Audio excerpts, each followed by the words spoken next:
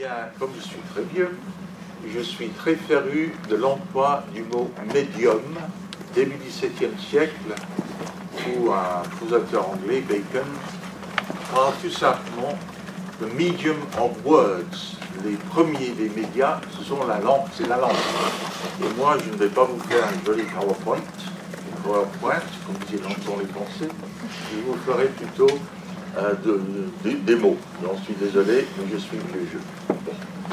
Alors, cela étant, ce qui m'interpelle aussi par rapport à ce que vient de me dire Pierre, c'est que chez les Britanniques, pendant cette longue période, 45-90 à peu près, la presse écrite, elle, reste autrement plus présente qu'elle ne l'a été en Italie. Et en fait, la période, ce que nous allons avoir à voir, c'est l'interférence entre la politique dans le sens très large et les structures de la presse écrite et audiovisuelle. Si j'ai mis presse écrite et audiovisuelle, encore au début des années 70, en France, Roland Pérol a publié un livre qui s'appelait « La presse écrite et audiovisuelle ». Le terme « presse » recouvrait les deux. Or, au fur et à mesure qu'on va avancer dans ces décennies, non. Le terme « média » pour aller vite, va se substituer de plus en plus à ce binôme, si on peut dire. Et donc, sur la question politique, nous allons passer de la Deuxième Guerre mondiale à la chute du mur de Berlin, à l'implosion de l'Union soviétique, à la première guerre du Golfe, qui aura aussi son importance, et puis pour la Britannique, 90, la chute de la maison Thatcher, c'est pas la maison Asher, mais la maison Thatcher, bye bye Margaret. Et ça va aussi avoir beaucoup d'importance pour les Britanniques de l'époque.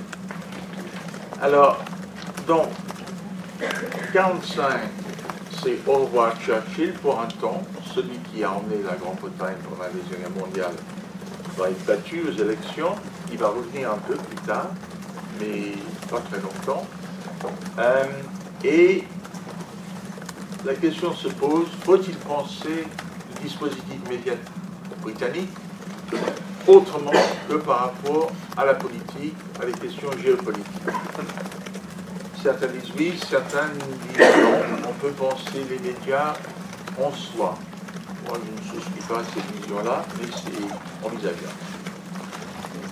On peut dire qu'à la fin de la Deuxième Guerre, la presse est vraiment le médium dominant, même si la radio a joué un rôle majeur dans la vie des Britanniques pendant la Deuxième Guerre, c'est très net. La télévision, elle avait timidement commencé à la fin des années 30, mais elle disparaît pendant la Deuxième Guerre. Et lorsque la vie, reprend l'antenne, eh bien, justement, la charmante speakerine de l'époque dit « Tiens, bonjour, peut-être vous rappelez de moi ?» et on reprend les émissions. Donc, télévision pas présente pendant la guerre. Et en fait, pendant les années 45 à 55, il n'y aura qu'une seule télévision, une seule chaîne, la BBC, la British Broadcasting Corporation, créée dans les années 1920, qui pendant les années, les décennies, n'a été que la radio, et donc qui expérimente un tout petit peu avec les télévisions avant la Deuxième Guerre, et donc on va vraiment mettre le paquet sur la télévision entre les années 45-55, mais surtout au milieu des années 50. Ensuite, au début, la presse écrite et la radio restent les médias dominants. Alors, cette population britannique, ils sont à peu près 60 millions. Ça ne va pas beaucoup bouger au point de vue chiffre global, mais ce qui va être de plus en plus évident, surtout à partir de la fin des années 50, des années 60, surtout le début des années 70, c'est l'arrivée massive d'immigrés venant de l'ancien Commonwealth, pour la plupart. Et donc, il y aura un problème de plus en plus ressenti par les dirigeants des médias. Comment passer d'une population, on pourrait dire schématiquement, anglo-saxonne, British English traditionnel, à une population de plus en plus métissée. Et ça va beaucoup marquer les débats en Grande-Bretagne, surtout, disons, à partir des années 60-70, jusqu'à nos jours.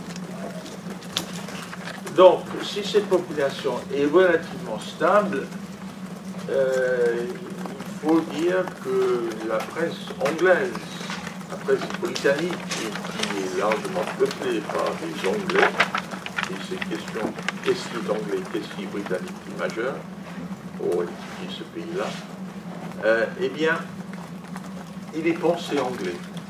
C'est-à-dire, même les Gallois, les Écossais, les Irlandais, bien sûr, ils vont avoir leur chaîne et radio locale, mais quand on examine le personnel à la tête de la BBC, pendant très longtemps, ça va être des Anglais.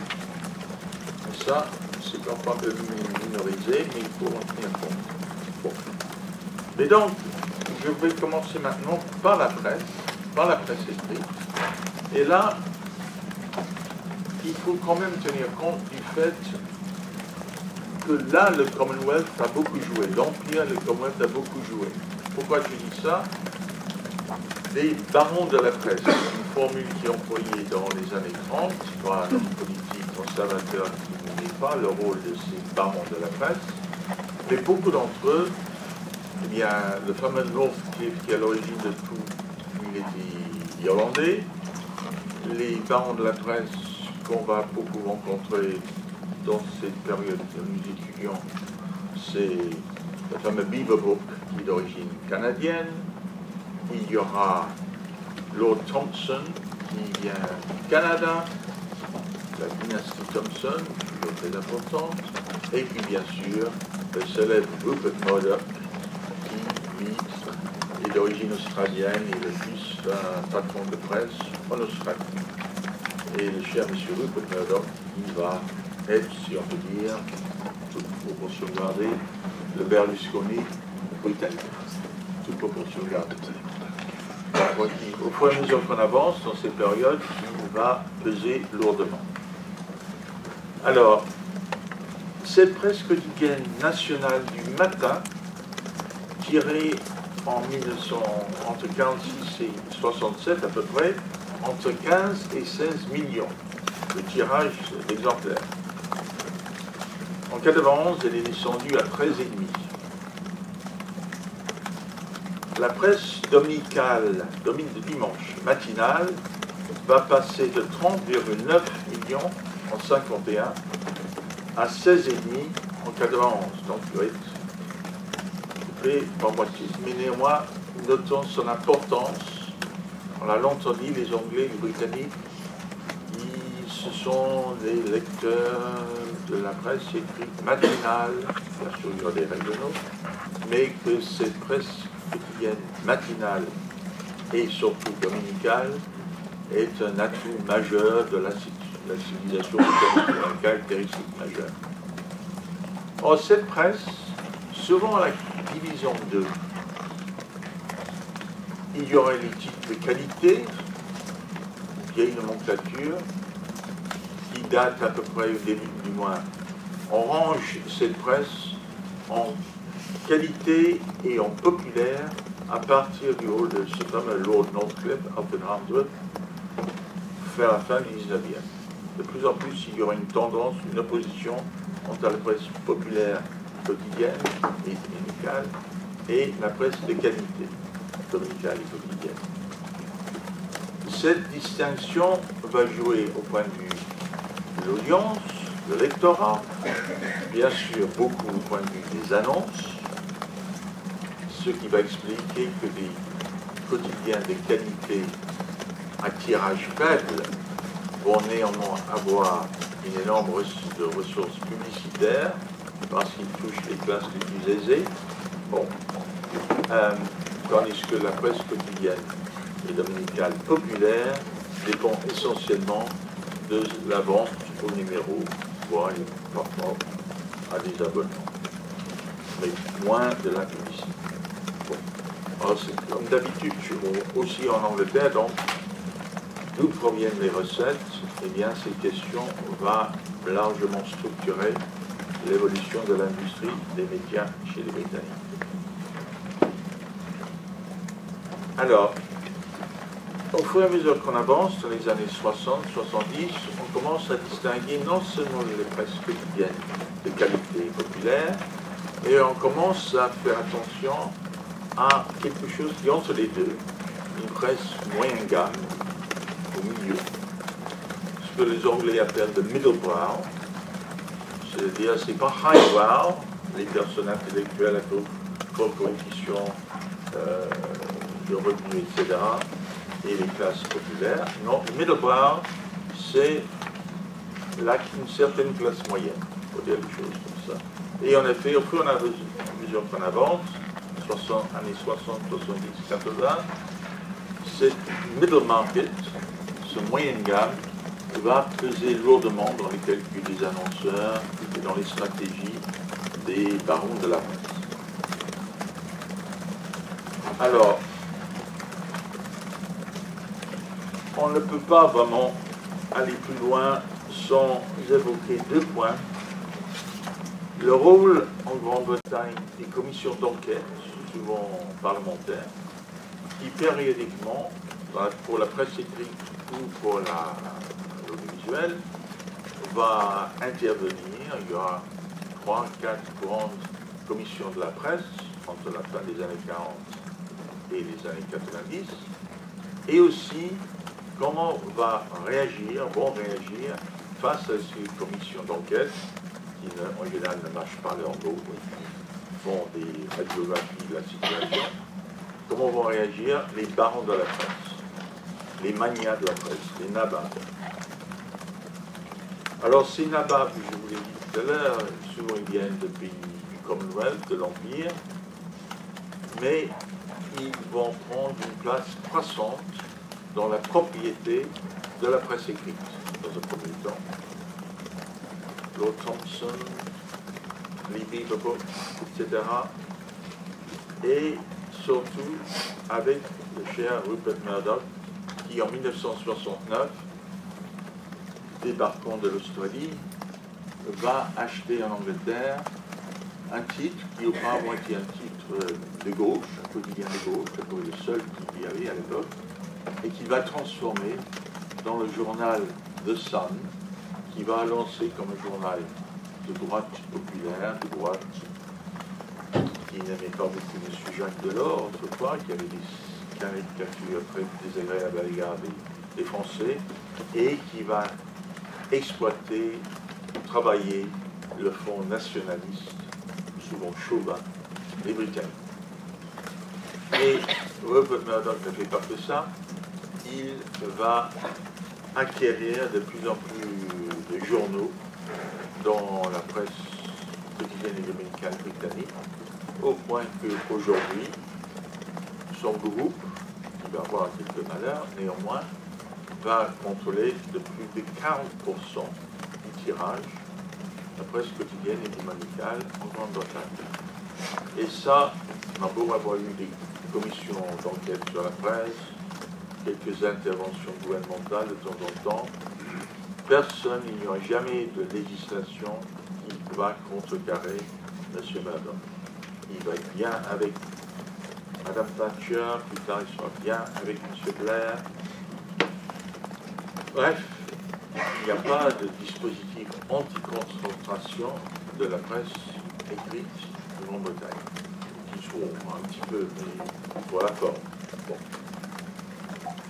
Donc, mais avec Murdoch, un aspect plus pertinent peut-être, et aussi intéressant, c'est le fait qu'il a des logiques internationales. C'est celui qui va amener d'abord des techniques d'appréciation australienne chez les Britanniques, et il ne va pas de manière légère. Et deuxièmement, surtout à partir des années 80, les États-Unis. Il est à l'origine de cette chaîne dont on parle beaucoup, Fox News. Il va acheter des studios de Hollywood, la Fox, 20th Century Fox. Bref, il aura une vision vraiment très internationalisante des stratégies médiatiques.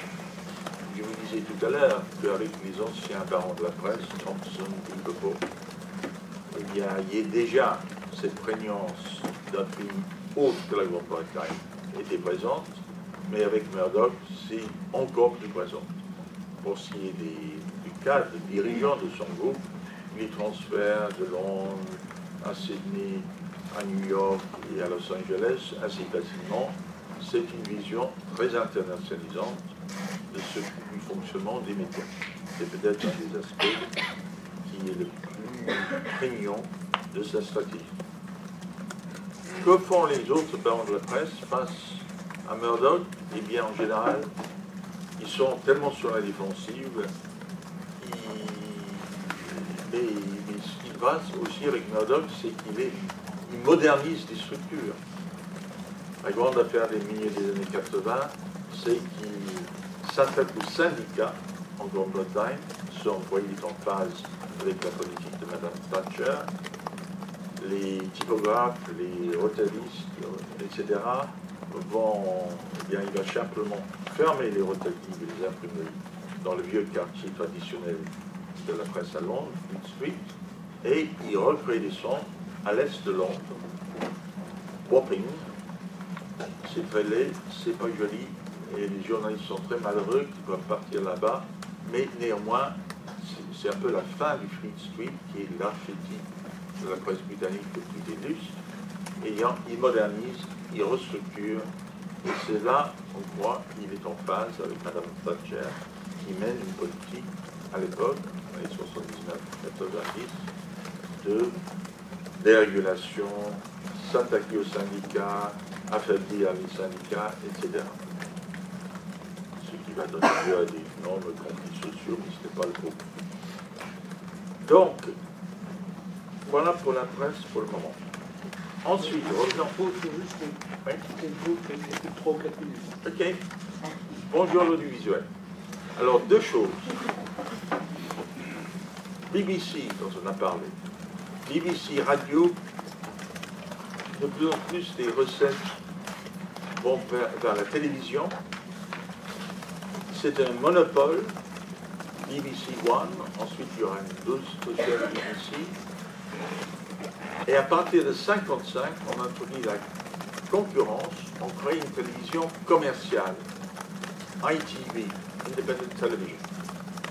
Et peu à peu, et ce qu'il faut signaler, c'est que la BBC et ITV l'aura aussi pratique la vieille politique.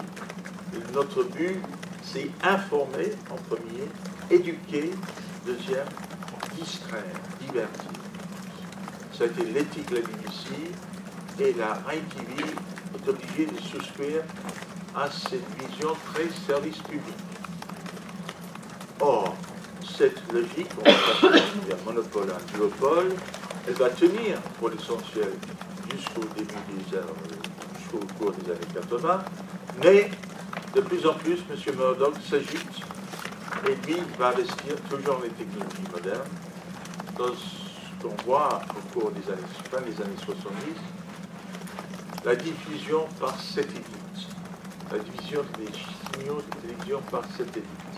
Et ça, Murdoch, avec son Sky Television, qui est créé à la fin des années 80, va donc s'occuper de ça, division pratiquement par câble, et par satellite, et bien sûr, recettes publicitaires pensées internationalement. Et donc, on va avoir pendant ces décennies 60-70 le duopole ITV et BBC, tout le monde, obligation de télévision service public, et puis Louis dans la bergerie, si on peut dire, M. Murdoch lamine par ses journaux, contre le Sun, le Times, toute une série de titres, il va laminer la BBC, il va critiquer la BBC très fortement tout au long des années 80, et à la fin des années 80, un peu avec l'aide de la chère Mme Thatcher, eh bien, il va lancer son Sky Television. Et donc, c'est cela, la logique de fond qui va être présente chez les Britanniques. à savoir Louis Lambergerie côté presse écrite, mais le duopole a longtemps tenu. Mais évidemment, ça va être, on a déjà les prémices, une forme de berlusconisation, si on veut, de la presse britannique, presse politique et audiovisuelle. Nous ne sommes pas encore à l'ère de l'Internet, c'est pas encore là. Nous avons la télévision par câble qui arrive de plus en plus, télévision de diffusion par satellite. Et en Europe, dans les responsabilités européennes, on peut insister colloque, dès le début des années 80, ils sont hantés, surtout la télévision, les télévisions de service public. Quel va être l'impact de cette télévision directe par satellite? Ça va tout bouleverser les paysages audiovisuels traditionnels, construits à partir d'un. Merci.